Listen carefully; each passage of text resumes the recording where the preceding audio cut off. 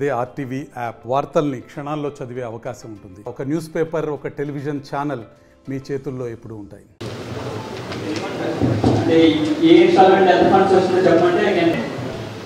Inform చేయమన్నారు అని చెప్పారు. ఆ నెంబర్ మాకు ఫార్వర్డ్ చేయమని నేను చెప్పినాను. ఆయన పేరు రవిరెడ్డి అంట. ఈ రవిరెడ్డి ఎవరు? నా డివిజన్లో ఆయనకి ఏం పని?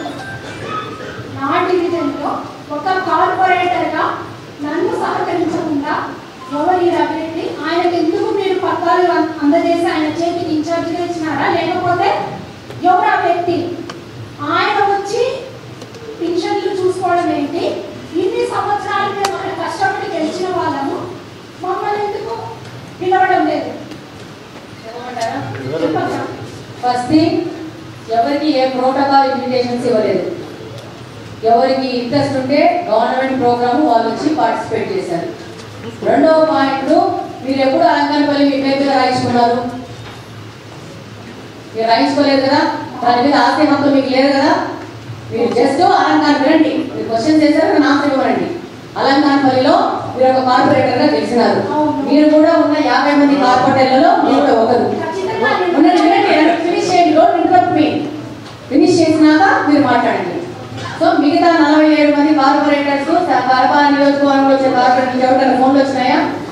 ఎందుకు చేయలేదు, ఎందుకు చేస్తారని కాదు క్వశ్చన్. ఒక నిమిషం ఆగండి, మీకు చాలా కావాల్సిన సమాధానం నేను ఇయ్యను.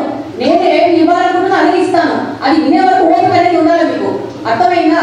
ఎవరు రవిరెడ్డి, ఎవరు ఎక్స్ వై జెడ్ నన్ను క్వశ్చన్ వేయండి. రవిరెడ్డి ఎవరో మీరు వెళ్ళి మీ కార్పొరేటర్ ఏ కార్పొరేషన్ లో మీరు గెలిచారో ఆ కార్పొరేషన్ రవిరెడ్డి ఎవరో మీరు కనుక్కోండి. అర్థమైందా? రెండో పాయింట్ వినండి. నేను I repeatedly asking you to listen. అర్థమైందా? ఏ యొక్క 47 మంది కార్పొరేటర్స్ కి ఇన్విటేషన్ లేదు. అందులో మీరు కూడా ఒకరు మాత్రమే. ఫస్ట్ థింగ్ అర్థమైందా?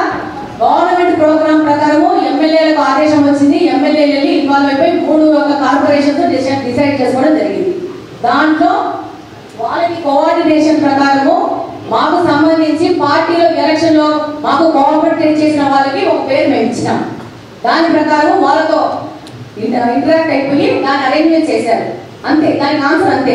వాళ్ళెవరు వీళ్ళెవరు? నా కార్పొరేషను. మనమే కార్పొరేషన్ సొంతంగా రాయించుకోలేదు, నేను నియోజకవర్గం సొంతంగా రాయించుకోలేదు. మీరు కార్పొరేషన్ కార్పొరేటర్, మీకు ఇంట్రెస్ట్ ఉంటే గవర్నమెంట్ ప్రొసీజర్ లో మీరు పాల్గొనాలనుకుంటే ఇంట్రెస్ట్ వచ్చి పాల్గొంటే నా ఇంట్లో పెళ్లి కాదు, మీ ఇంట్లో పెళ్లి కాదు మీకు ఇన్విటేషన్ ఇవ్వడానికి. మీరు ఈ విధంగా క్వశ్చన్స్ పబ్లిక్ మీటింగ్ లో ఏంటండి? కావాలంటే నాతో పర్సనల్ వచ్చి మాట్లాడని మీకు సమాధానం ఇస్తాను. ఓకేనా? మేమేసి వేయడం జరుగుతుంది ఒక కార్పొరేటర్ గా. నా డివిజన్ లో ఏ కార్యక్రమం అయినా కూడా అదేలాగే పింఛన్స్ కూడా మరి మాకు చెప్పలేదు కదా. చెప్పలేదు. నేను మీకు అదేనండి సమాధానం ఇచ్చింది. ఏ ప్రోటోకాల్ ఫాలో కాలేదు. రెస్ట్ ఆఫ్ ద 47 తో పాటు మీరు కూడా లాస్ట్ 7 మాత్రమే. అర్థమైందా? సో కాబట్టి మీకు ఏ విధమైన ప్రభుత్వ కార్యక్రమాల్లో పాల్గొనాలనుకుంటే మీరు వాలంటరీకి వచ్చి పాల్గొనండి. దానికి మీకు కిరీటం పెట్టేసి డబ్బాలు వాయించుకొని మిమ్మల్ని పిలుచుకొచ్చేది ఏమి ఉండదు. మీకు ఇంట్రెస్ట్ ఉంటే ప్రజల మీద మీరు వచ్చి పార్టిసిపేట్ చేస్తారు అంతే. రెస్ట్ ఆఫ్ ద పీపుల్ ఎవరికి ఇంట్రెస్ట్ ఉంటే వాళ్ళు పార్టిసిపేట్ చేస్తారు. అది ఒక డిసిషన్ తీసుకోవడం జరిగింది. ఆ డిసిషన్ ప్రకారం ముందుకు వెళ్ళినాము. అంతేనా? ఇంట్రెస్ట్ ఉండబట్టే అంటారు. మీరు ఎందుకు రాలేదు మరి? అది మీ తప్పు. మీకు ఇంట్రెస్ట్ ఉంటే మీరు వచ్చి పార్టిసిపేట్ చేయాలా. ఎమ్మెల్యే గారు వస్తున్నారని మీకు తెలుసు కదా? మాకు తెలియదు. మీరు వస్తున్నా చెప్పారు కదా. ఇప్పుడు వెంకటేష్ అనే వ్యక్తి ఎమ్మెల్యే గారు ఒక నెంబర్ ఇచ్చారట. రవిరెడ్డి అనే వ్యక్తి. సరే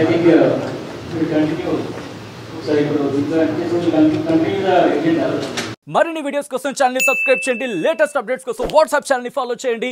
అండ్ లింక్ డిస్క్రిప్షన్ లో ఉంది.